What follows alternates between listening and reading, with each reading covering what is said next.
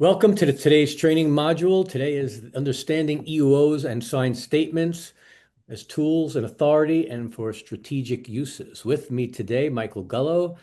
I am with Christina Carollo, my partner, and my partner, Christina O'Shea. Say hello. Hello, Hello. everyone. Hi. As you know, EUOs is one of our favorite topics. So today we're talking about something that we actually enjoy doing, which is a fun thing for us. Today we're going to be going over EUOs, signed statements, timely verification and denials, understanding how the EUOs and signed statements can be used effectively, the regulatory timelines for verifications and denials, and integrating them with whatever fraud or no-show defenses we may have.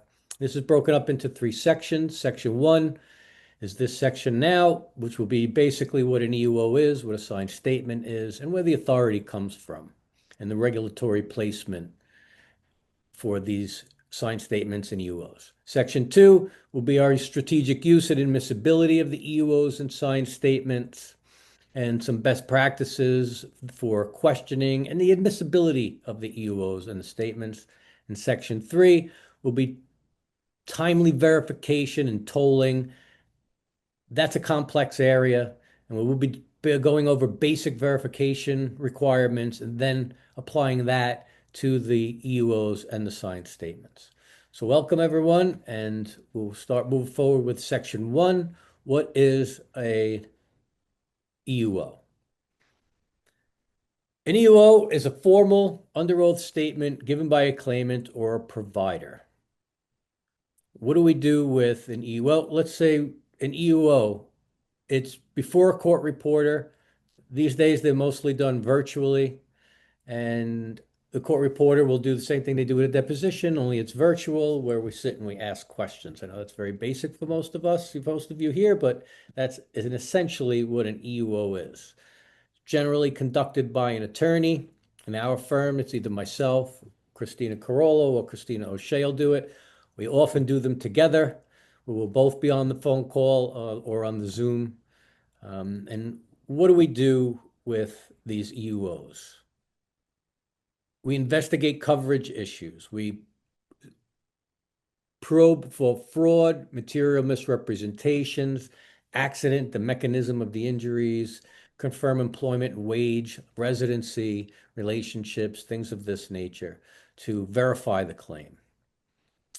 There generally, we will get a transcript, and that transcript will then be reviewed and used at some point in the future if necessary. You guys have anything you want to add? Basically, what an EUO is? I think you hit all the points. And The only thing is, it comes to the us only from thing the is, I would regs. just, Go ahead. the only thing is just, I would just say that this is our time of getting as much information as we possibly can out of the claimant as possible. So this is our bite at the apple, so to speak, and we want to get as much out of them as we possibly can at this instance. Absolutely. Agree. Later on, if it's in litigation or whatnot, usually we can't locate them anymore. So if we don't have those statements, and they prepared so that we could then use it in litigation later on, 9 out of 10 times we're not going to find them. And even if we do, they won't be cooperative. So this is a very important part. The next, what is a signed statement?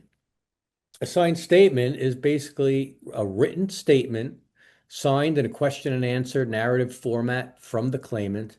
Oftentimes, it will be conducted by an SIU investigator. We'll have the person either in person or on a telephone getting a statement. We do like them to be signed. They're not always under oath. Often, this is an early investigative tool that is used.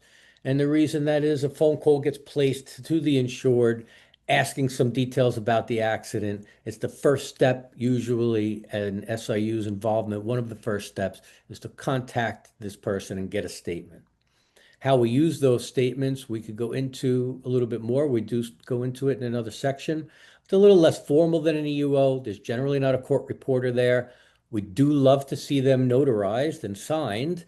That's not always happens, but for usefulness purposes, which we touch upon again in a minute, they are best to be used as an affidavit or at least being signed.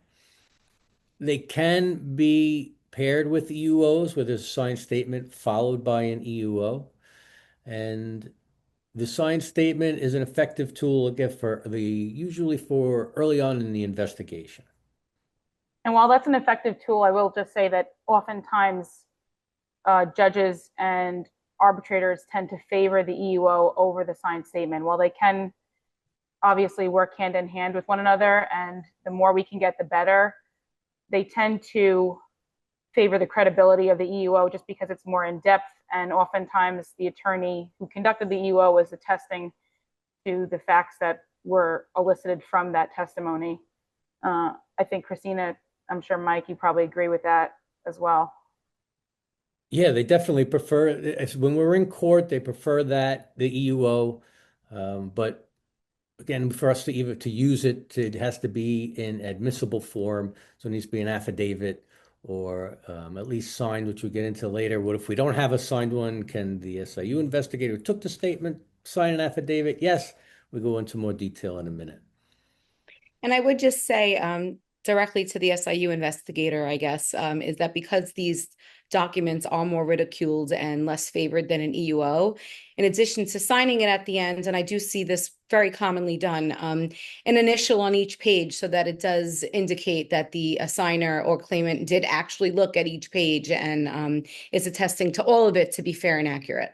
Even more effective is those initials. Yes, the more we get, the better. So where does the authority come from? The EUOs are mandated under the regs. They're in the PIP endorsement. As we know, every insurance policy in New York is required to have a mandatory PIP endorsement. That carries with it the rules. The regs apply to the mandatory PIP endorsement.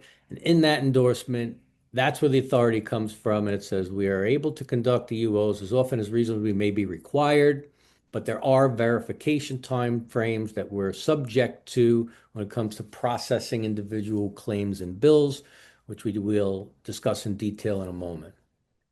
They, like the EUO, is a condition precedent to coverage, so they must cooperate with that clause, or it's called a failure to meet a condition precedent. With a signed statement, it's not in the mandatory PIP endorsement. That comes from the cooperation clause in the policy. And that applies to, also can be used as verification. Again, we'll touch upon that in the verification details in a moment.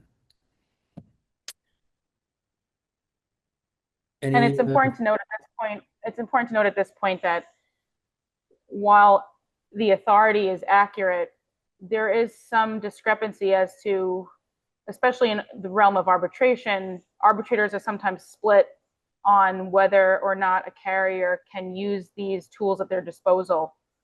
Sometimes I find we're arguing against arbitrators saying that we're allowed to conduct a signed statement, or even an EUO, sometimes they don't favor it.